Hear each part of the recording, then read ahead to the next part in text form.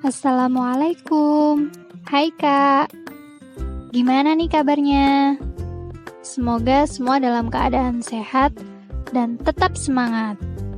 Pada video sebelumnya kita telah mempelajari tentang membiasakan diri berperilaku terpuji seperti taubat, taat, istiqomah, dan ikhlas.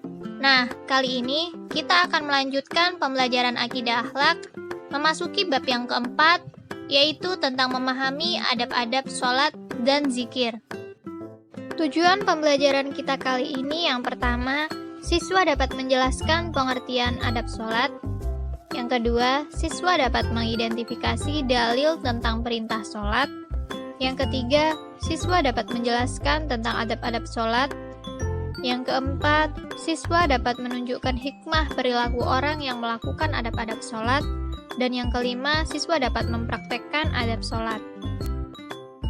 Nah, sebelum Ustazah memaparkan materi lebih lanjut, marilah kita sama-sama membaca basmalah. Bismillahirrahmanirrahim. Langsung saja ke poin yang pertama, yaitu pengertian sholat. Sholat menurut bahasa Arab berasal dari kata sholatun, yang memiliki arti doa. Menurut istilah, sholat adalah suatu ibadah yang tersusun dari beberapa perkataan dan beberapa perbuatan yang dimulai dari takbiratul ihram dan diakhiri dengan salam dan memenuhi syarat dan rukun tertentu. Sholat adalah ibadah wajib bagi setiap muslim yang sudah balik dan berakal sehat. Sholat pada hakikatnya adalah bentuk komunikasi antara seorang hamba dengan Allah Subhanahu wa Ta'ala. Akan tetapi, banyak orang kurang bisa menikmati ibadah sholat. Hal ini bisa disebabkan beberapa hal. Di antaranya adalah karena ia menganggap sholat hanyalah rutinitas belaka, sehingga sholatnya tidak berdampak apa-apa dalam kehidupannya. Padahal Allah Subhanahu wa Ta'ala berfirman bahwa dengan sholat yang khusyuk, maka seseorang akan bisa terhindar dari berbuat kekejian dan kemungkaran. Dan tentunya sholat juga bisa menjaga kita dari perbuatan tercela yang mengakibatkan dosa. Poin selanjutnya yaitu dalil tentang perintah sholat.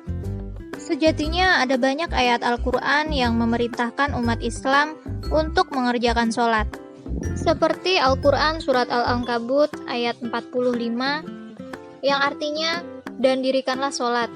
Sesungguhnya sholat itu mencegah dari perbuatan-perbuatan keji dan mungkar. Dan sesungguhnya mengingat Allah atau sholat adalah lebih besar keutamaannya dari ibadah-ibadah yang lain. Dan Allah mengetahui apa yang kamu kerjakan. Sholat merupakan rukun Islam yang kedua, sehingga tidak sempurna Islam seseorang apabila dia tidak melaksanakan sholat. Menurut hadis Nabi, sholat adalah tiang agama. Maka barang siapa yang mendirikan sholat, berarti ia telah mendirikan agama. Dan barang siapa yang meninggalkan sholat, maka ia telah merobohkan agama.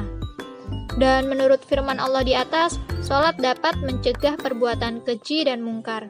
Selain itu, dalil perintah sholat juga bisa kalian temukan dalam Al-Quran, surat Al-Baqarah ayat 43. Selanjutnya dalam mengerjakan sholat, kita harus memperhatikan adab-adab sholat. Nah, poin selanjutnya ini kita akan membahas tentang adab-adab sholat. Yang pertama, tubuh dalam keadaan bersih, memakai pakaian yang bersih dan rapi, serta memakai penutup kepala bagi laki-laki. Dalam hal pakaian ini, kita dianjurkan untuk memakai pakaian kita yang terbaik. Saat panggilan sholat telah tiba, hendaknya kita memakai pakaian yang santun, baik, harum, semerbak bagi laki-laki dan menutup aurat secara sempurna. Adab yang kedua yaitu menjaga waktu sholat. Dengan artian, mengerjakan sholat tepat pada waktunya. Kita dianjurkan bersegera menunaikan sholat dengan penuh semangat dan tidak menunda-nunda jika waktunya telah datang atau masuk waktu sholat. Kecuali ada alasan yang dibenarkan oleh syariat. Allah Subhanahu wa Ta'ala berfirman dalam Al-Quran surat Al-Ma'un ayat 4-5, yang artinya, maka celakalah bagi orang-orang yang sholat, yaitu orang-orang yang lalai dari sholatnya. Para ulama mengatakan lupa dalam ayat tersebut terutama adalah masalah meneledorkan waktu sholat.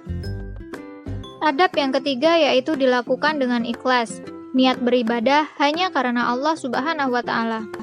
Hal ini dikuatkan dengan firman Allah Al-Quran Surat Al-Bayyinah ayat 5, yang artinya, padahal mereka tidak disuruh kecuali supaya menyembah Allah dengan memurnikan ketaatan kepadanya dalam menjalankan agama yang lurus dan supaya mereka mendirikan sholat dan menunaikan zakat, dan yang demikian itulah agama yang lurus. Untuk itu, hendaknya kita mengerjakan sholat dengan ikhlas karena Allah Subhanahu wa Ta'ala semata dan tidak karena riya atau ingin dipuji atau dilihat orang lain. Adab yang keempat yaitu memakai minyak wangi. Selain memakai pakaian yang baik saat hendak mengerjakan sholat, jika memungkinkan, kita juga dianjurkan untuk memakai wewangian. Adab yang kelima yaitu sholat dilakukan di tempat yang bersih. Hal yang bisa kita lakukan yaitu dengan merapikan dan membersihkan tempat sholat, seperti membersihkannya dari najis-najis yang ada, menyingkirkan gambar, tulisan, atau apapun yang mengganggu kekhusyuan sholat. Nah, adab yang keenam yaitu khusyuk. Khusyuk bermakna menghadirkan hati dan pikiran dalam setiap lafal zikir di dalam sholat atau zikir di luar sholat yang diucapkan. Hal tersebut sebagaimana firman Allah Subhanahu wa Ta'ala dalam Al-Quran Surat Al-Mu'minun ayat 2 yang berbunyi, Bismillahirrahmanirrahim, Alladzina hum fi sholatihim khashi'un, yang artinya yaitu orang-orang yang khusyuk dalam sembahyangnya. Ibnu Rajab rahimahumullah mengatakan makna dasar khusyuk adalah kelembutan hati, kerendahan, ketenangan, dan ketundukannya. Jika hati telah merasakan kekhusyuan, maka anggota tubuh yang lain akan khusyuk pula, seperti prajurit taat pada komandannya. Poin selanjutnya yaitu hikmah sholat. Setiap muslim yang telah balik dan tidak ada halangan syara diwajibkan untuk menjalankan sholat 5 waktu dalam sehari semalam, yaitu zuhur, asar, maghrib, isya, dan subuh. Dasar perintah sholat 5 waktu tersebut bersifat kuat dan pasti, sehingga kelima sholat itu dihukumi dengan istilah fardu. Sholat fardu sebagai ibadah mahdoh dengan segala ketentuan waktu dan tata caranya telah ditetapkan oleh syariat Islam dan dicontohkan oleh Rasulullah SAW. Hal tersebut mengandung beberapa hikmah atau keutamaan, di antaranya yang pertama, senantiasa beriman dan ingat kepada Allah Subhanahu wa Ta'ala. Yang kedua, senantiasa hidup bersih, karena setiap hendak melaksanakan sholat harus bersuci terlebih dahulu, seperti mandi maupun wudhu. Yang ketiga yaitu senantiasa memiliki keteguhan hati dalam kebenaran dan memiliki hati yang bersih dari segala rasa dan sikap buruk. Yang keempat, menimbulkan ketentraman jiwa dan terhindar dari gangguan kejiwaan maupun stres, karena kita yakin dan merasa ada tempat bergantung dan menyandarkan diri yaitu Allah yang Maha Kuasa. Hikmah yang kelima yaitu mendidik disiplin dan menghargai waktu. Jelas, karena dalam adab-adab sholat kita dituntut untuk menjaga waktu. Yang keenam, menjadikan hati tenang, karena sholat merupakan hubungan antara hamba dengan penciptanya. Yang ketujuh, menyadarkan manusia tentang hakikat dirinya yang merupakan hamba Allah Subhanahu wa Ta'ala. Yang kedelapan, sholat dapat menjauhkan diri dari perbuatan keji dan mungkar. Hal tersebut sesuai dengan Al-Quran Surat Al-Ankabut ayat 45 yang telah dijelaskan tadi. Lalu hikmah yang kesembilan yaitu sholat dapat menjauhkan diri dari sifat sombong. Mengapa demikian? Karena bacaan-bacaan di dalam sholat adalah kata-kata baik yang banyak mengandung pujian sekaligus doa kepada Allah. Memuji Allah Subhanahu wa Ta'ala, artinya mengakui kelemahan kita sebagai manusia, sehingga melatih kita untuk senantiasa menjadi orang yang rendah hati dan tidak sombong.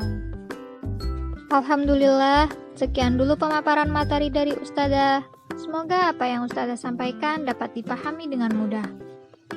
Semoga bermanfaat dan sampai jumpa. Wassalamualaikum warahmatullahi wabarakatuh.